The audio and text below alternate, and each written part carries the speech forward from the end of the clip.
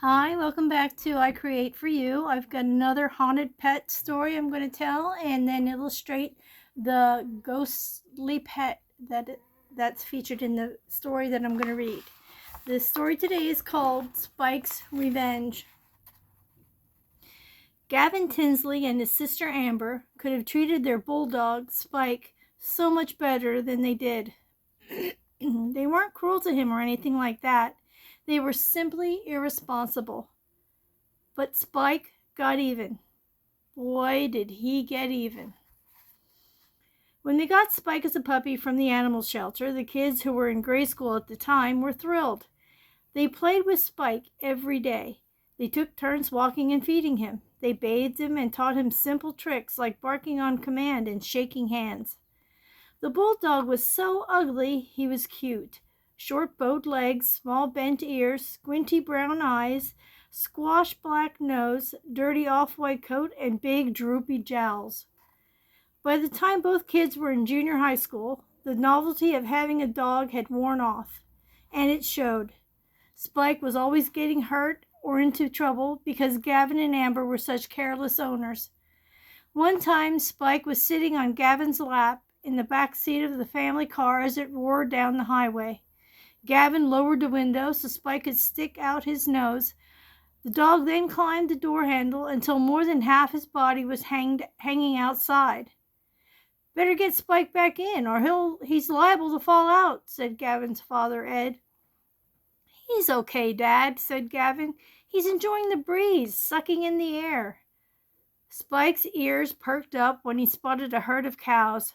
He let out a growl and then dove out of the speeding car. He rolled on the gravel shoulder of the road, stood up, wobbled, and then collapsed. The Tinsley's car screeched to a stop, and Gavin leapt out. "Spike! Spike!" The dog lifted his head, whimpered, and went limp. The Tinsleys rushed him to the animal clinic, where he was treated for a concussion and a broken rib. Gavin's parents made him pay for the veterinarian bills out of the money he earned mowing lawns. Shortly after Spike recovered, Amber nearly killed him by her thoughtlessness. Rather than throw the chicken bones from the dinner into the garbage, she dumped them in Spike's food bowl. She should have known better. Chicken bones are bad for a dog because they splinter easily and can get lodged in its throat. That's what happened to Spike. As he gobbled up the chicken bones, he began gagging and whining in pain. Her father managed to dislodge the bone, but not before it had cut in the inside of the dog's throat. 6 months later, Spike was sunning himself on the front steps of the house while Gavin talked with two buddies. When a classmate rode by on his bicycle, Gavin looked at the dog and, as a joke, shouted, "Sick 'em, Spike!" The dog charged across the lawn and, yelping all the way, ran out into the street to chase the bicycle. He never saw the car until the driver slammed on the brakes. Spike took a glancing blow off the side of the front tire. Once again, he was rushed to the vets, and this time he was treated for a serious shoulder injury, cuts, and bruises. Gavin's lawn income shrank some more. 2 months later, Amber was home alone when she saw a mouse in the utility room. So she found a box of rat poison, opened it up, and put it down on the floor. Carelessly, she placed the poison, a white powder, right near Spike's food bowl, which, as usual, was empty because she had forgotten to feed him. Later that day, Amber found Spike whimpering, lying on his side on the kitchen floor. "What's wrong, Spike? Are you sick?" Then she noticed the white powder caked around the edges of his mouth. "Uh-oh," she said. "This looks like the rat poison I put down." Amber ran into the utility room and discovered that the box of rat poison was nearly empty. So Spike made yet another trip to the vets. This time, Amber's babysitting money went to pay the medical bills. Spike became more of a chore than the Tinsley kids had planned. Because they had other interests in school, Spike wasn't receiving the attention from them that he deserved and needed.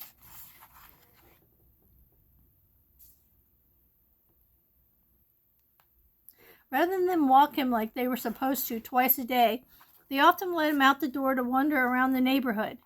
More than once, an angry neighbor called to complain that Spike had left a mess in their front yard or had dug up a flower bed. Spike loved to dig holes and roll around in the dirt and mud. As a result, he was often filthy. In fact, he stunk.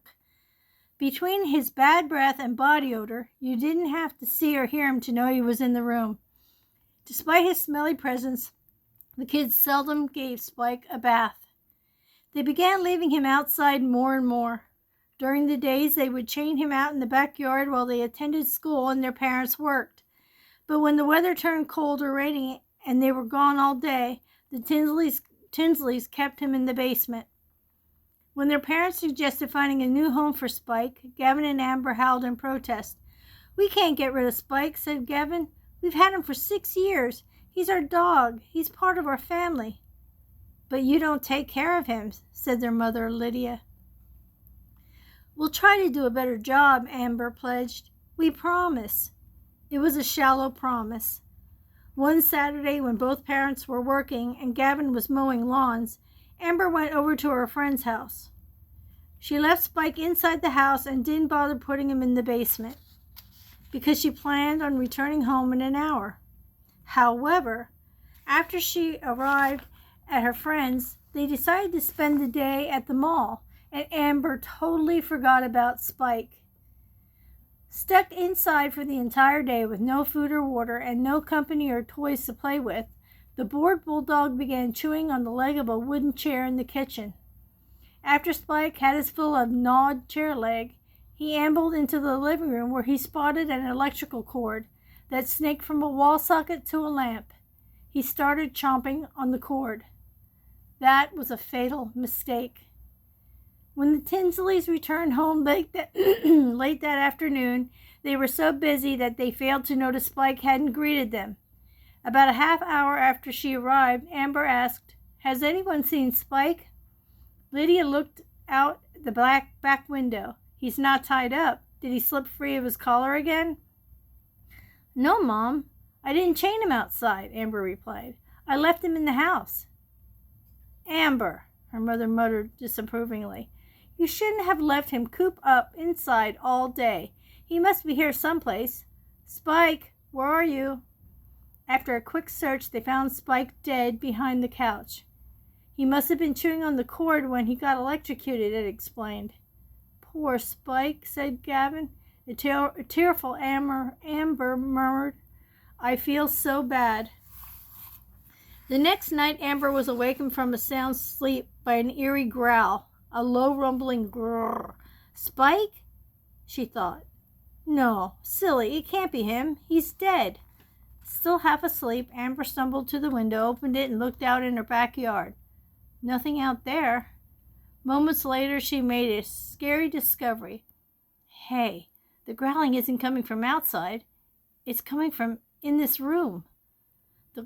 The grrr sent shivers down her spine. It sounded like the angry, threatening growl of an animal ready to pounce on its prey. Not knowing what she'd find, Amber fearfully peeked under her bed, behind the dresser, and in her closet. The search revealed nothing, except the mysterious growl was following her wherever she went in her room. Amber dashed out into the hallway where she stopped and listened. Silence. Should I wake up Mom and Dad? Nah, they'll just say I was dreaming. Maybe I was. She returned to her room, climbed into bed, took a deep breath to relax, closed her eyes, and grrr. The frightened teen rolled over on her stomach, threw the pillow over her head, and held it tightly against her ears until the growl faded away. When she woke up at daybreak, Amber lay frozen in bed, wondering if she would hear the spooky growl again. The only sounds reaching her ears were the birds chirping outside her window and the thumping bass of Gavin's stereo. I must have imagined that growl, she told herself. It's probably my conscience doing a number on me. If only I had put Spike outside, he wouldn't be dead now. She figured that strange growl wasn't worth mentioning to anyone. The following night, Gavin woke up, choking, coughing, and retching from a putrid stench. Every time he took a breath, he felt like gagging. He covered his mouth with his hand, bolted for the window, opened it, and gulped several deep breaths of fresh air. When he walked back toward his bed, the odor grew stronger. Man, where is this smell coming from? He wondered. He flicked on the light and looked around the room, but couldn't find the source of the stench. It stinks like a combination of Spike's bad breath and his body odor after getting all hot and sweaty, only much stronger. Yuck. After checking every square inch of his room, he was dumbfounded. This is so weird. The odor seems to be coming from my bed and nowhere else in my room. It can't be me, can it? I shower every day. He turned on the fan, opened his window and door, and soon cleared the room of the smell. Gavin decided not to say anything about the stench because he was afraid the rest of the family would laugh and blame it on him. That morning, Amber walked barefoot into the kitchen and asked, "Mom, have you seen my brown loafer? I can only find my left one." "Is it from the pair we bought you last week?" her mother, Lydia, asked. "Yes, I've looked everywhere for it." "Amber, you better find it," her mother said sternly. "Now, if you had just picked up your shoes and put them away, this wouldn't have happened." "But, Mom—" Just then Gavin entered the kitchen. "Hey, does anyone know where my copy of the Red Badge of Courage is?" he asked. I had it in my room last night, and now it's not there. It's a paperback, and I need it for English class." "What is it with you kids?" muttered Lydia, shaking her head. "You'll lose shoes and books. Take some responsibility, please. Goodness knows you didn't show any when it came to poor Spike." The next night, Amber decided to sleep with her bedroom door open, hoping she would never hear that scary growling again. She didn't. Instead, as Amber was dozing off, she was jolted by a different noise.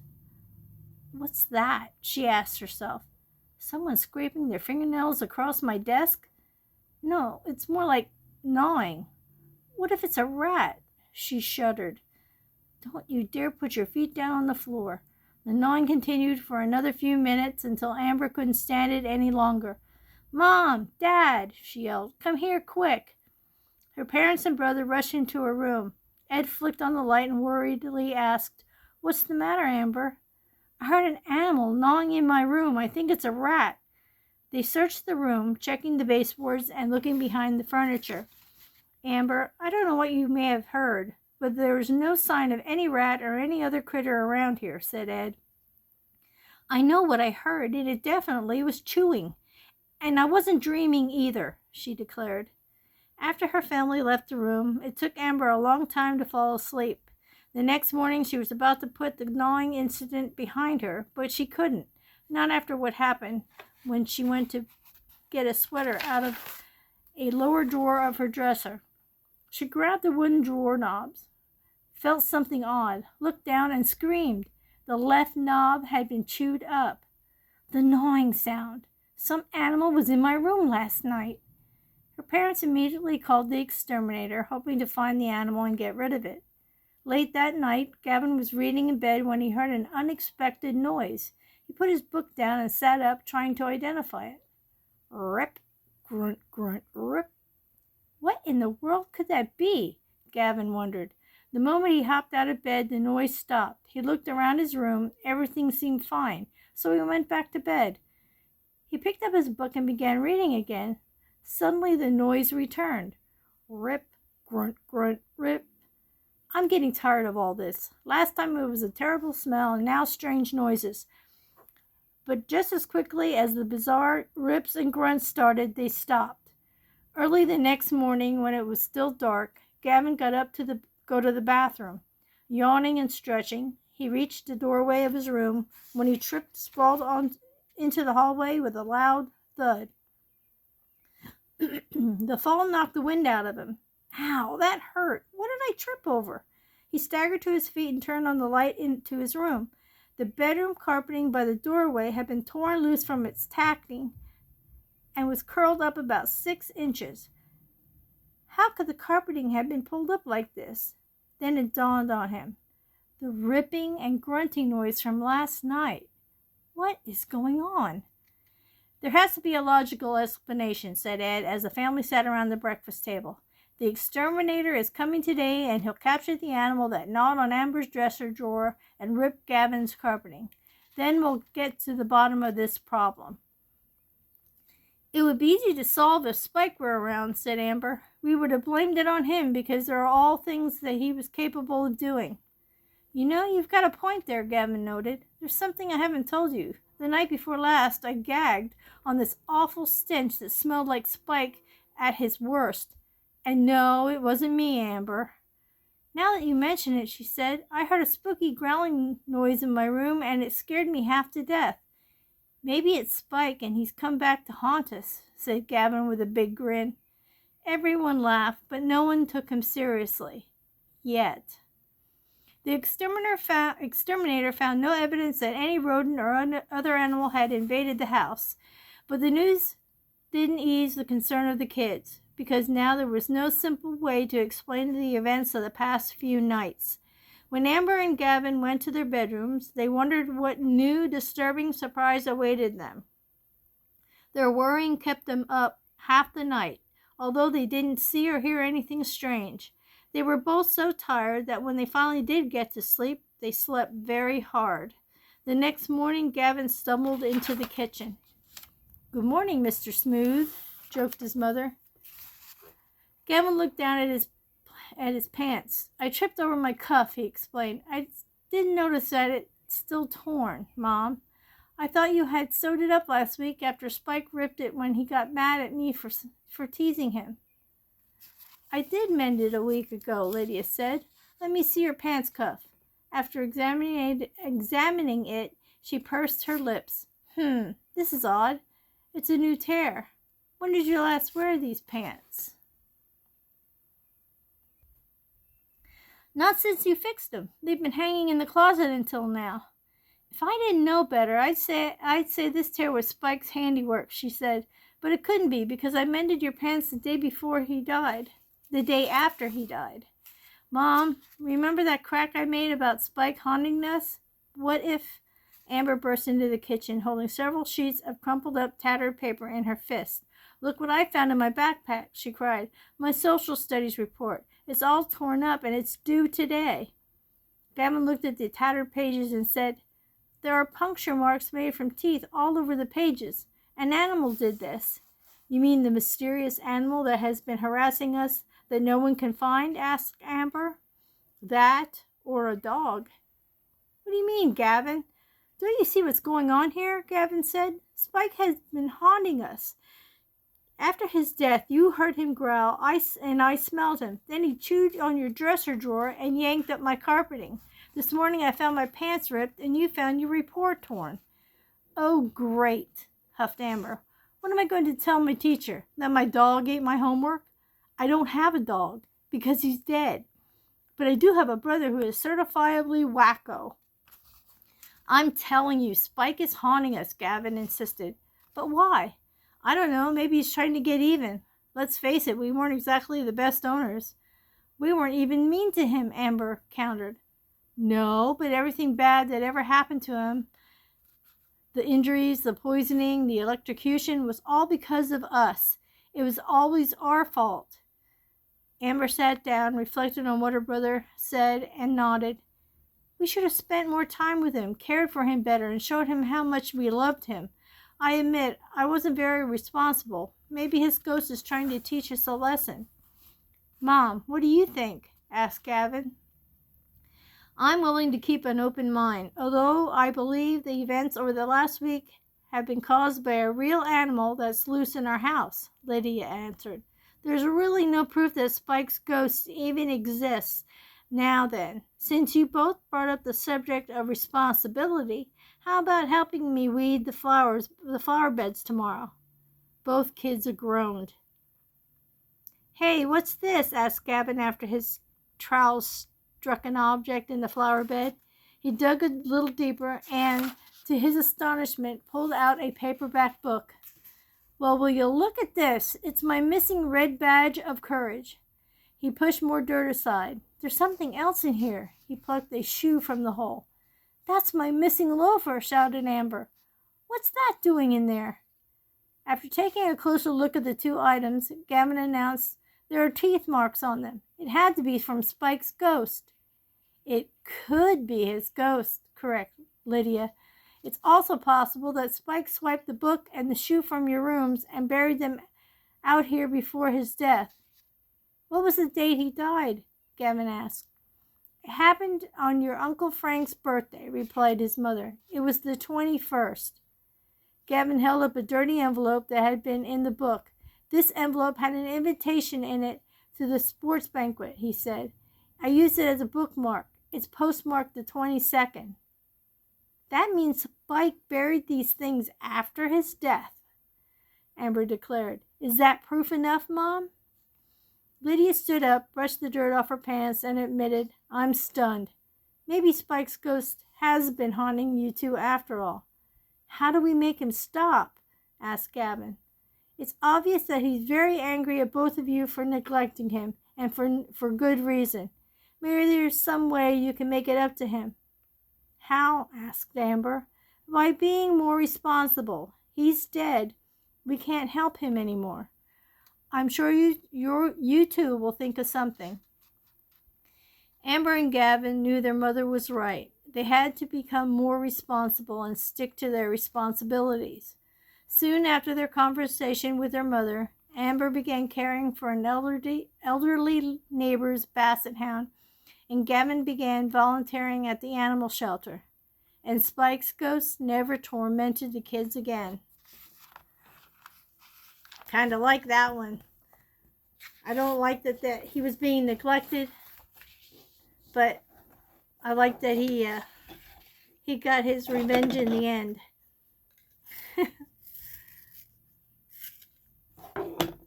That's a horrible way for a dog to pass electrocution.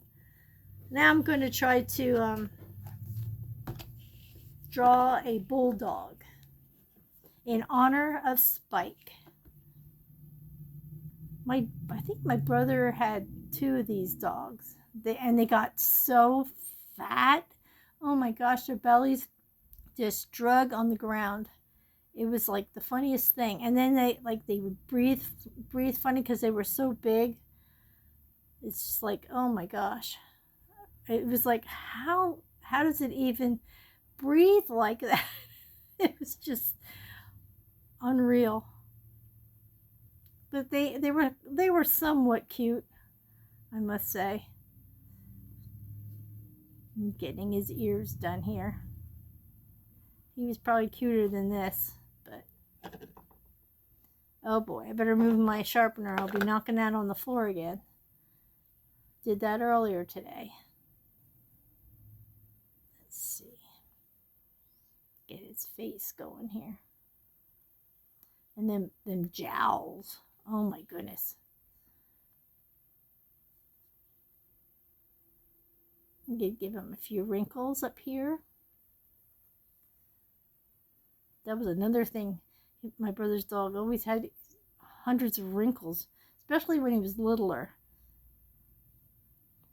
I think they don't quite lose their cuteness feature, but the wrinkles, oh my gosh.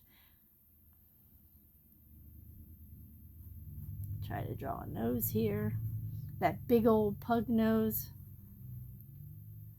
Yeah, to make the jowls. Go down here. Up and around. Okay.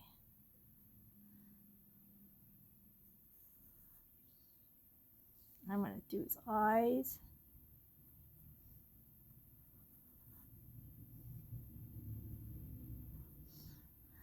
I don't know if this is going to look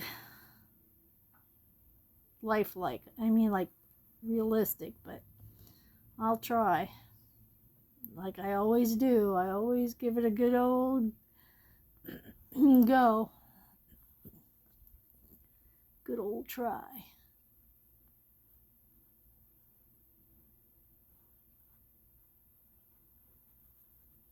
It's two eyeballs.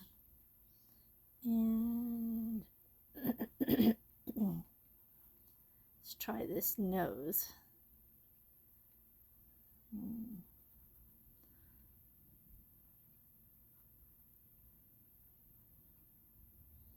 and snore. Oh my gosh, my brother's dogs would snore so badly. I don't have a skinny eraser, but I'm going to try to erase in here a little bit. It should have nose holes here. I wasn't giving him nose holes. Here I am complaining about how they sound when they breathe, and I'm not giving this doggy nose holes. There we go. Now you can breathe and snort and snorkel.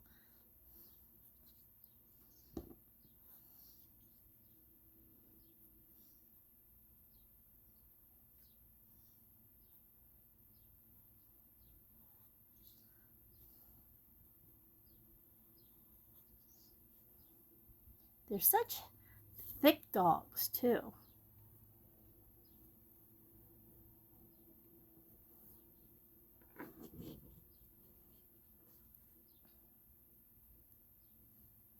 We have a cat that is a hefty little boy. He knows it too. He's just so cute. He lays on the floor and his leg sticks in the air because he's so heavy.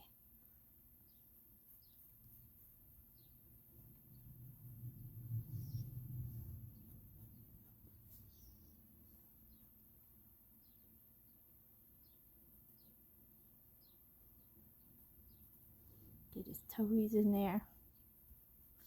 All right. That's his back leg. Oh my goodness, it's looking funny.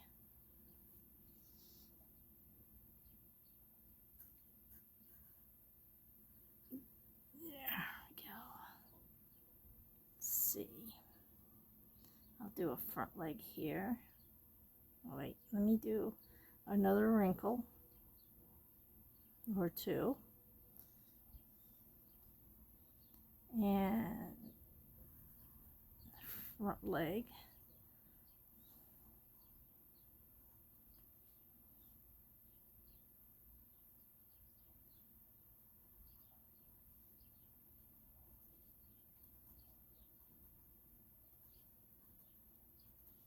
Okay.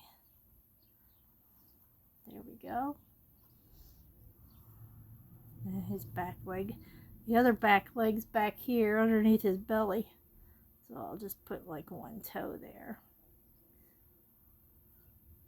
Okay, now get his belly come up here a little bit. And I'll work on the other leg here.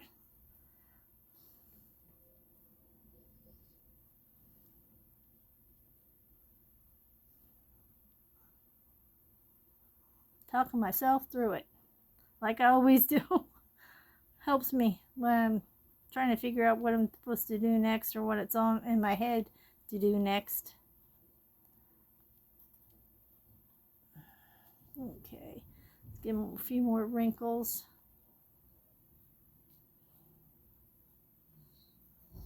They're kind of wrinkly dogs. And there you have it. Here is Spike. Hope you like him. And I hope he's resting in peace now and gets the loving he deserves over the Rainbow Bridge. Hope you liked my little story, which wasn't quite so little, and my little picture of Spike. Please give me a like, one of those thumbs up deals. Subscribe if you'd like, and comment, and share if you could. It would really help out a lot, and it's all free to do. Thank you, and I hope you enjoyed it, and I'll see all of you in the next ghost story. Bye-bye for now.